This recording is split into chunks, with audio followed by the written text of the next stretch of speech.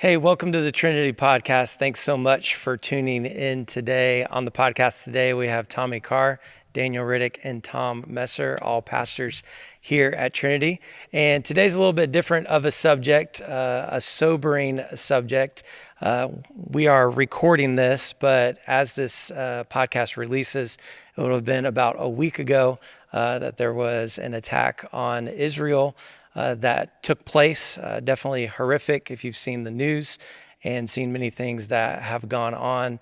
And what we'd like to do today is just an opportunity to talk through how Christians, how people should respond to tragic events that happen in the world, such as the one that happened about a week ago. And I just want to read through, if someone needs to be caught up on it, I'm sure most people already know, just a backdrop of what took place, and then just to begin a discussion of what our response should be and how we can lean in and help in situations like this.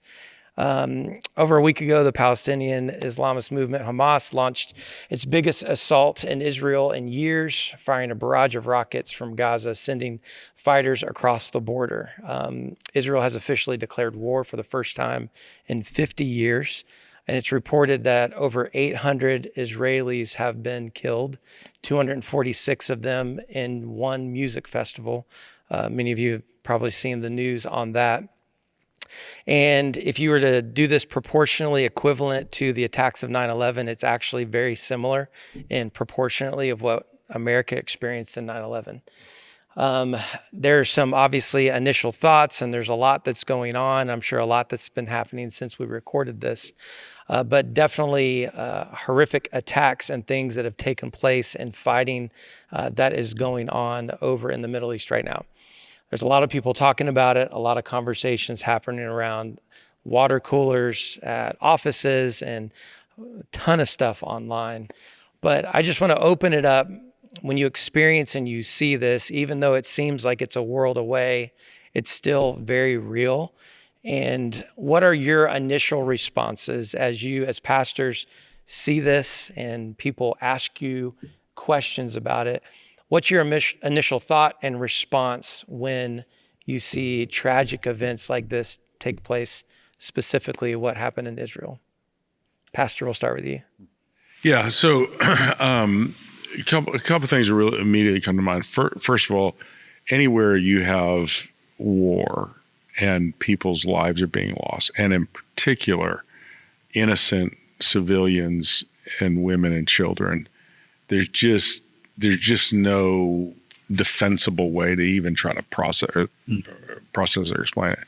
And then in this specific case, it creates a lot, particularly for Christians, and maybe more so for them than others. But it creates a lot of uncertainty in the world, and it becomes a source of fear and anxiety for people, because they literally can go to the extreme of, hey, is the world coming to an end kind of process.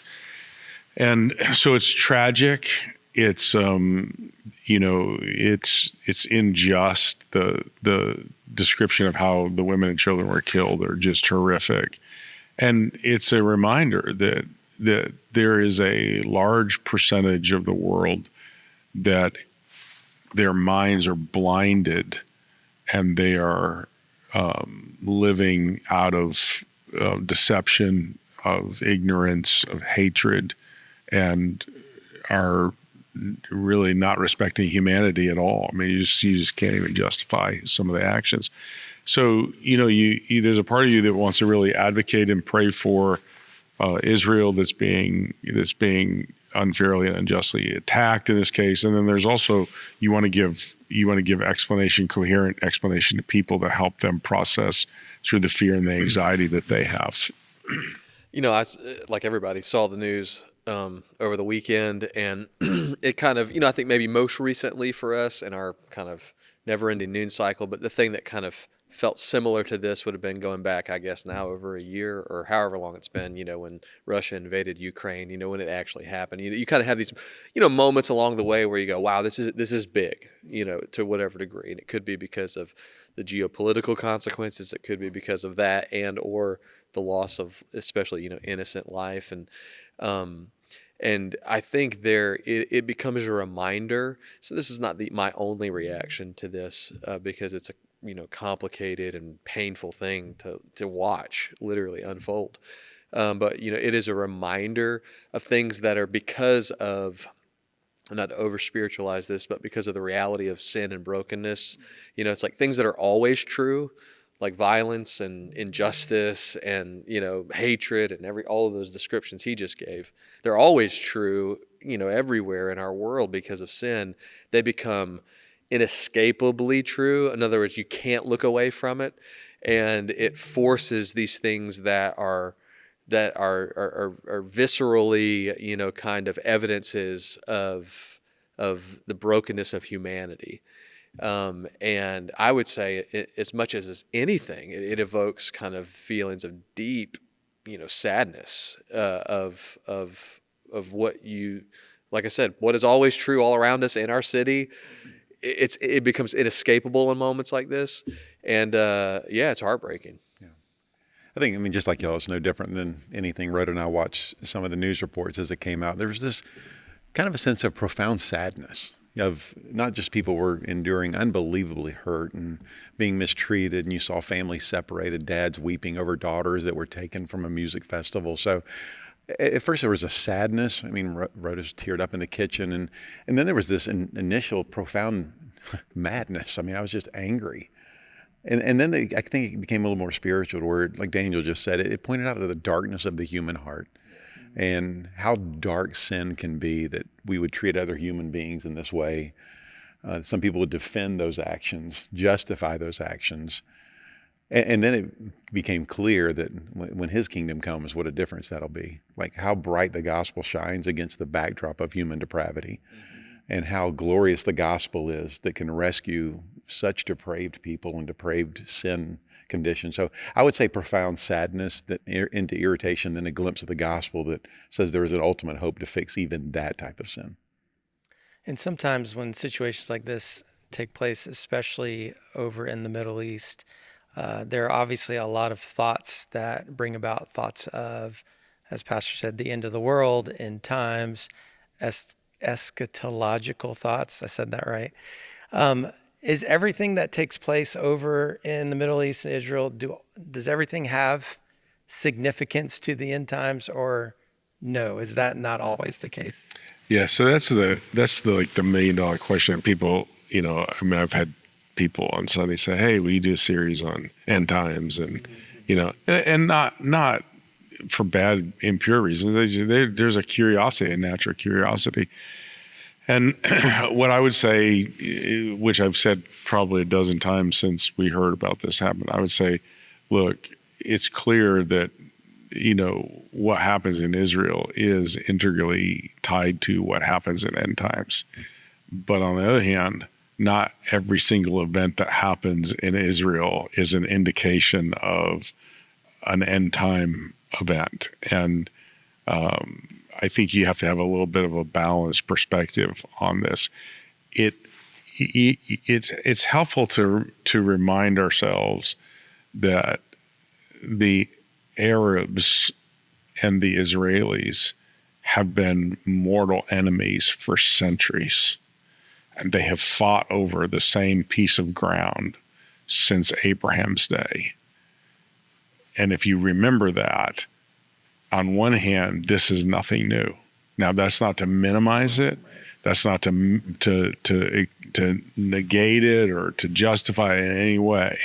And it's not to try to play sides. It's what Hamas did is evil. And I think you have to separate that when you deal with Hamas, you're not dealing with, cultural Arabs. There are a lot of cultural Arabs that would denounce the evil that was done.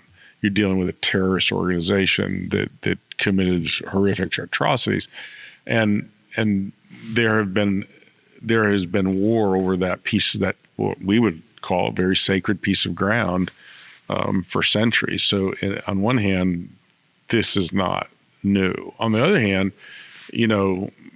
there is a place in Israel where ultimately all the end of the world is Armageddon is going to happen.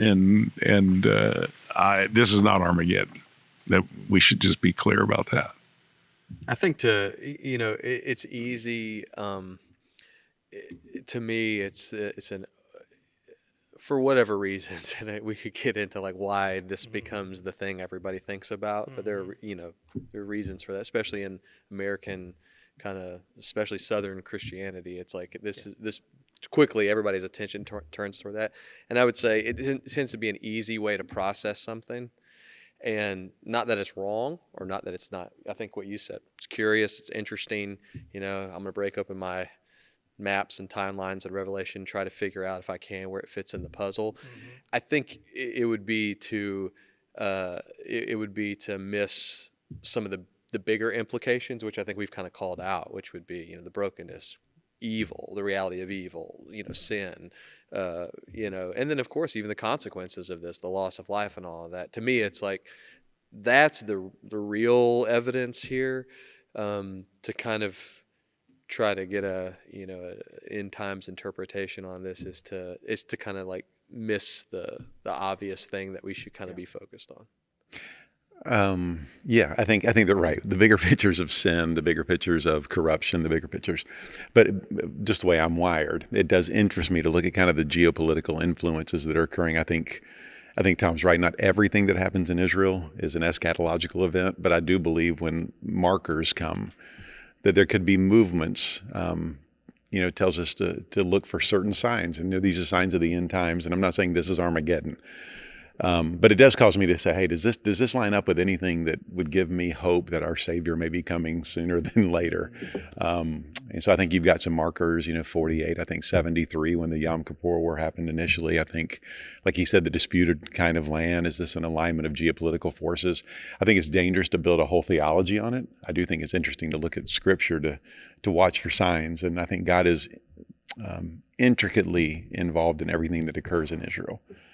So it does cause me to look at it and say, hey, I know it's a terrorist state. I know it's Hamas.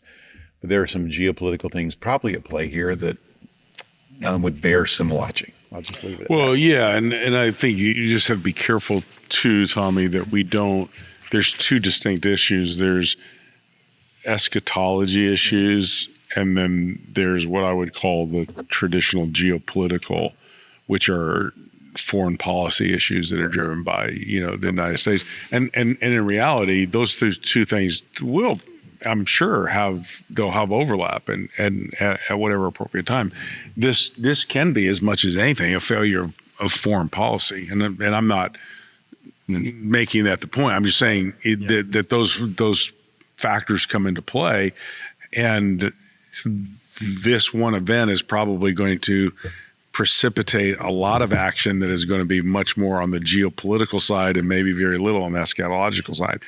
And you can watch both and just, still ultimately our hope is not in what superpowers do. It's not in, how much weaponry and technology a particular army has. It's our hope is in Jesus, and the only hope that the people in that region have is Jesus, and that our responsibility is to preach the gospel, so that every man, woman, and child can hear the gospel before Jesus comes.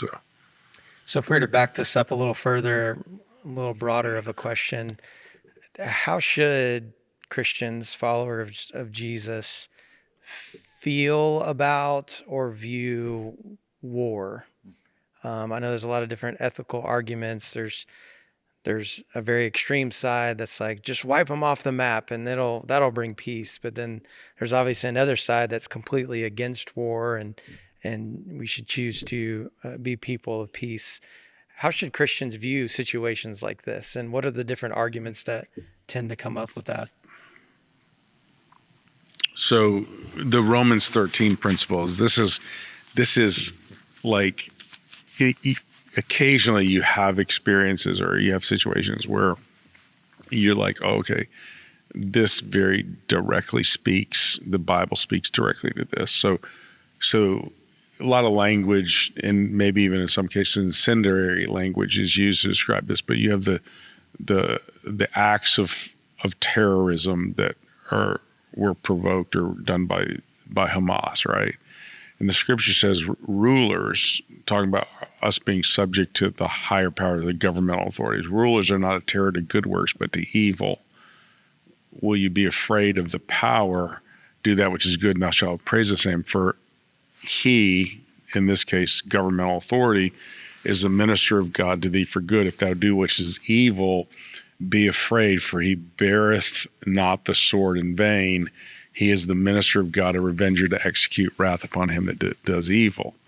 Well, literally, that is justification for a sovereign nation. And it doesn't matter if it's America, if it's Israel, or if it's any other nation that's unjustly attacked, and its citizens are not just threatened, but they're killed, taken hostage, injured, whatever casualties, however that is.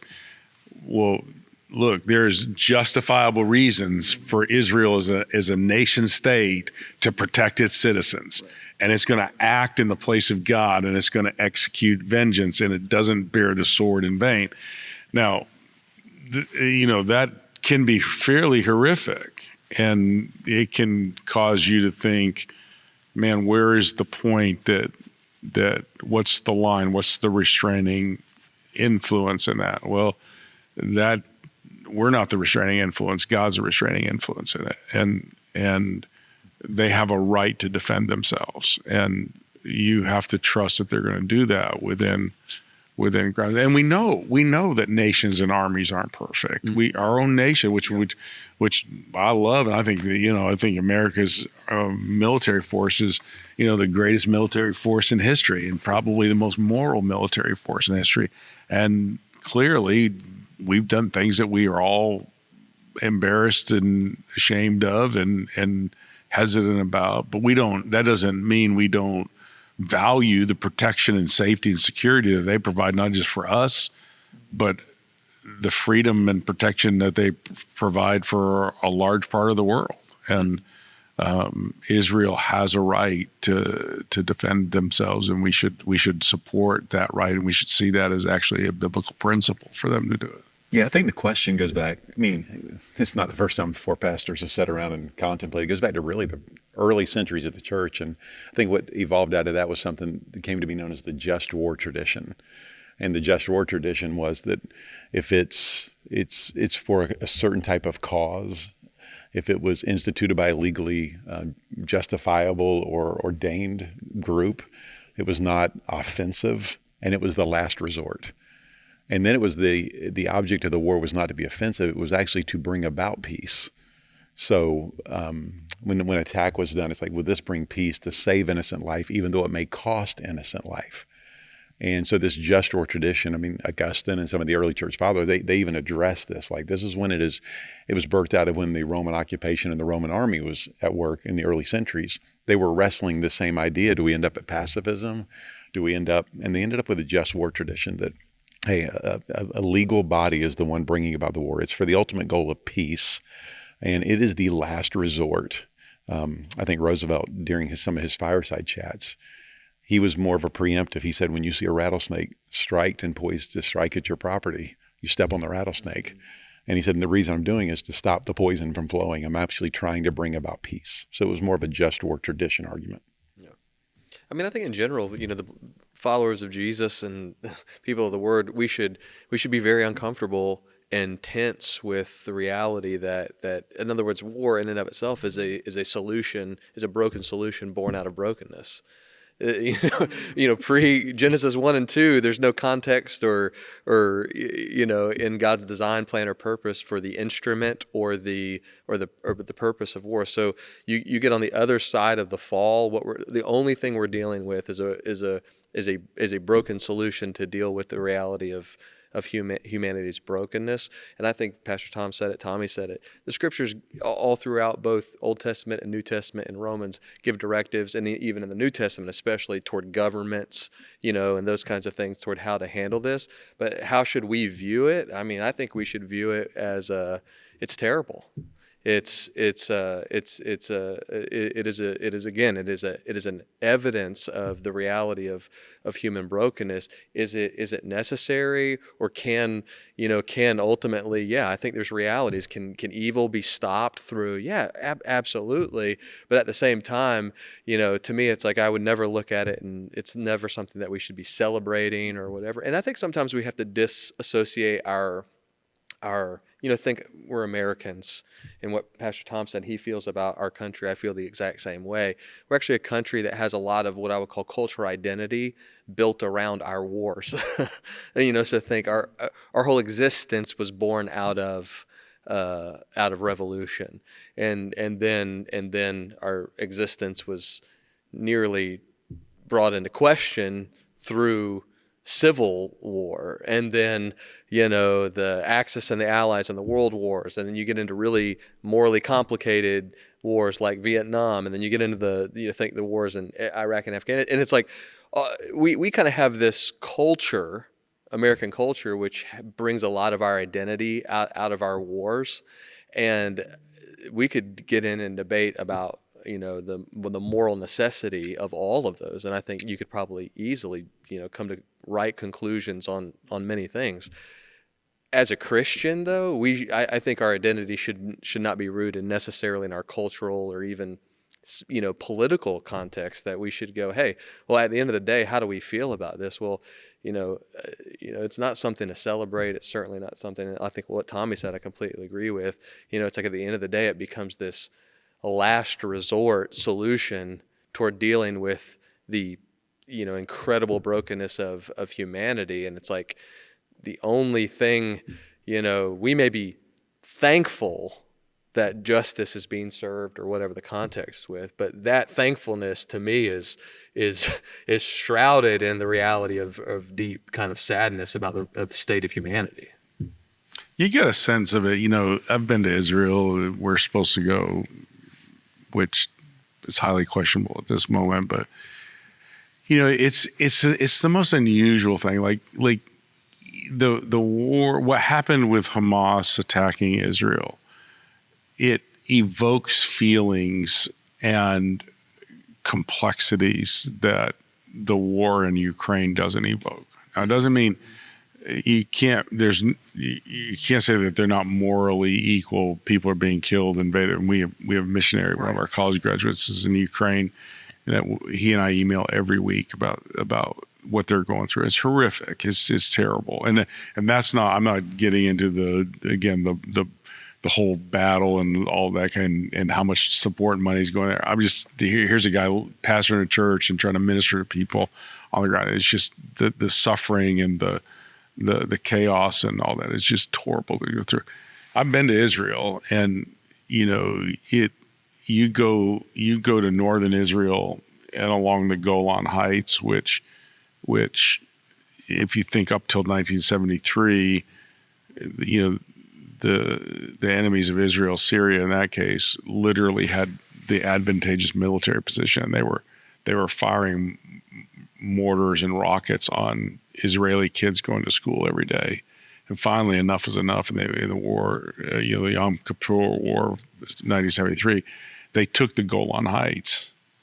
Well, Israel would be foolish to give back that land because it just would make them a sitting duck. And you say, okay, there's this tiny strip of land in Gaza. And again, it's not that the dignity and the humanity of the Arab people is not important. It's that you can't allow people that are going to indiscriminately kill innocent people. You have to deal with that. And that puts this whole thing in complexity. And I get why, people have such a tendency to side, and you think about disproportionality. There's 9 million Jews living in Israel. I mean, that's small comparatively. I mean, we're Or in some American cities. yeah. But there's a lot of attention there. And there's a lot of attention there because of where it does fit into, God's prophetic plan for the world. And what happened there is it really is sacred ground. And so it just adds a complexity. It adds a soberness to the whole thing. It reminds us that we should, like the Bible says, we should pray for the peace of Jerusalem. We should pray that Jerusalem would become a house for all nations, for a prayer, a place of prayer for all people of all nations to be able to come. And I think, I'm not saying Israel's perfect, but if there is whatever infrastructure and humanitarian aid the Arabs in Gaza have, they get it because Israel's provided it for them. And, that they will repair most everything that they end up having to destroy by battle. Now, that doesn't mean Israel's right on every issue. They can overstep bounds, and that's clear. And there's very complex issues that stand in the way of peace accords there, and issues that are way beyond my ability to try to figure out. But it's just knowing what's happening there, why it's happening, is just really makes us a relevant kind of subject. I think it's fascinating. Like Daniel said, the word reality, you said kind of the similar thing. You have to come to grips with reality. So the moral failure of pacifism, which nobody wants people to die. I mean, there's no Christian in the world that go, hey, we really rejoice in people dying, and we rejoice in people being wiped off the map or turned into a parking lot. But the moral failure of that type of just pacifism is naivety. It's naive. It's like the Hamas was born out of the Muslim Brotherhood. And in their charter in the late 87, 89, somewhere in their charter, they said, we are dedicated to the destruction of Israel. So small country surrounded by enemies who are dedicated to your destruction. So if we were holding Israel to this pacifistic, it's just not reality. And so, like Tom said in the original statement, it was right. Sovereign nation, right to defend themselves. War is a last result. They are not out gathering land up. They are defending their nation. That's the whole just work tradition. Yeah. So to finish this conversation, we talked about some different responses people might have, but I'm going to talk about a couple more and get your feedback. So one of the responses is everything that takes place is end times and eschatological, and that's kind of one response. There's another response, probably on the other end of the spectrum, is more of a response of isolation, of, not insensitively, but someone may say, well, that's on the other side of the world. It doesn't affect my life that much, so I'm not too concerned about it. If someone has that mentality about it, what would you say to them, or is that an okay way to feel? Well, I mean, no, I don't think that's an okay way to feel. I think there's a practical reality that is not untrue, which is, we're all sitting here recording a podcast right now while on the other side of the world, there's a lot of, so there is a reality where our lives are going on as usual, and so far as we can foresee, we'll continue to, and unrelated to what happens there. I think a lot of the conversation we've had has demonstrated the significance of importance of considering both politically or geopolitically, but also just thinking deeply about the human experience, obviously thinking spiritually about the realities of all these things. There are lessons to be learned, even if there's not one person at this table who has a lever or button we can push that has anything that's going to change anything over there. But we actually should be students of our world, both locally and globally, and understanding what's going on and what's right, what's wrong, how we should think and process. If we're not doing that, we're doing ourselves, and I think as pastors, we're doing even our people a disservice. I think we have to be really attentive to what's happening around our world. I think when anyone is suffering in our world, we should be concerned about it. And I think, Martin Luther King said, injustice anywhere is a threat to justice everywhere.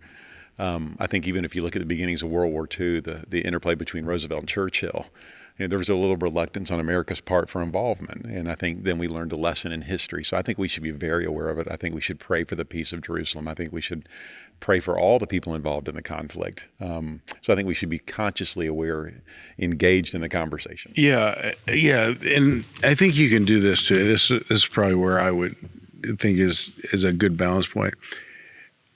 There is a right and wrong. There's a good and an evil. And we don't want to do anything but side with good against evil, right against wrong, light against darkness.